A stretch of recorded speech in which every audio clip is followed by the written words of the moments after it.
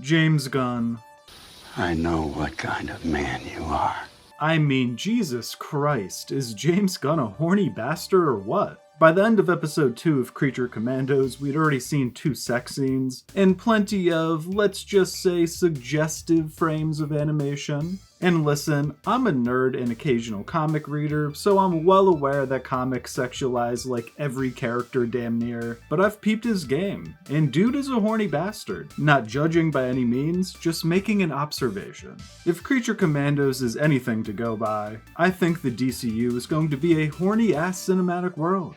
Now, there's been a lot of general discussion and hype surrounding the new James Gunn-headed DCU, and with Creature Commandos now available to stream in its entirety, I figured it'd be a good time to drop a review for it, and I'll be honest, I thought it was alright. It kept me entertained throughout, but didn't necessarily wow me either. Honestly, I feel like it was a little bit of a strange way to kick off the DCU. I mean, for a lot of people, I'm sure Gunn's Superman film will actually be the first DCU content they watch, and will just serve as a more official, widespread launching pad for the cinematic universe. But having watched Creature Commandos, I can say I'm mildly excited for what will come next. And I don't think the show really altered my excitement level for the DCU that much, because it largely just demonstrated what I already knew. 1, that James Gunn is a horny bastard, and 2, that he is really good at crafting tragic and intriguing backstories, especially for obscure characters. We saw this with Star-Lord, Rocket Raccoon, Peacemaker, Gamora, honestly every comic character that he's used. And this is certainly the strength of Creature Commandos. I mean, he actually managed to make me love a crazy Nazi-killing robot and a literal weasel.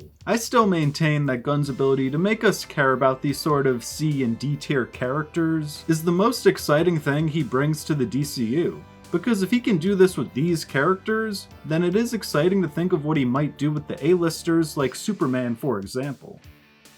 But something that I've now come away from this show even more confused by is the question of what is and what isn't canon from the extinct DCEU. Because this show makes it very clear that The Suicide Squad and Peacemaker are still canon for the DCU. And I'm not a big fan of this for a few reasons. While I did enjoy both of these projects, it feels like James Gunn is trying to have his cake and eat it too.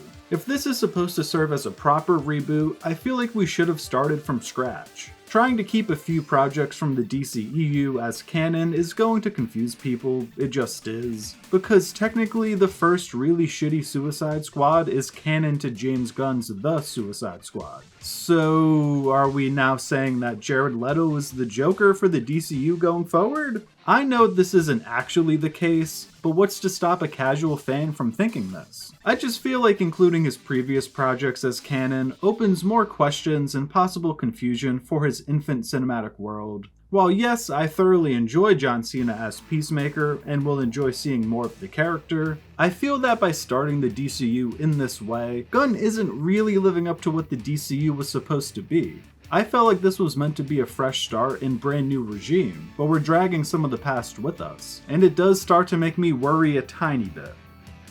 Circling back to the show itself, I'd say the biggest highlight character to me was the Bride.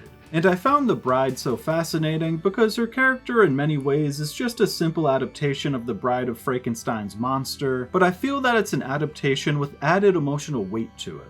She was literally created for the sole purpose of being a monster's wife. She didn't ask for or want this, and it's interesting to see how she developed into a monster herself, but at the same time yearns for independence. She rebukes Frankenstein's advances, the sole purpose she was originally created for, yet has become a monster herself who does some pretty violent and heinous things. And I just really love this sort of inner battle she has of resisting what she was made to be, but accepting what she was made into in a way. I really look forward to seeing more of her character, especially in live action, hopefully. In general, I think it'll be really interesting to see how all of these animated characters adapt to the big screen, and I do think having the same actors voice them in animation, also play them in live action, will be good to see. My second biggest highlight from Creature Commandos was probably the Weasel. I mean, talk about a brutal backstory. And the fact that the blonde girl he tried to save looks like the princess was such a nice, subtle touch that the show used really cleverly to get one of the Commandos to defend her in the final episode. I guess in general, my biggest takeaway from Creature Commandos is that there's definitely something potentially here with the DCU.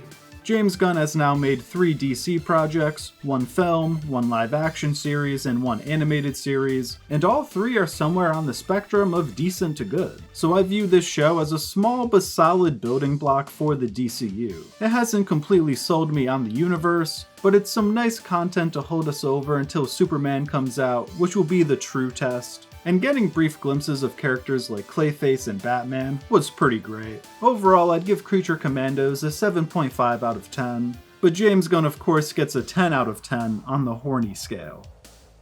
Well, if you made it this far, please let me know in the comments. What did you think of Creature Commandos? And does it have you more or less excited for James Gunn's DCU? I hope you enjoyed this video, and if you did, please feel free to check out some other Screen Stories content. Until next time, peace.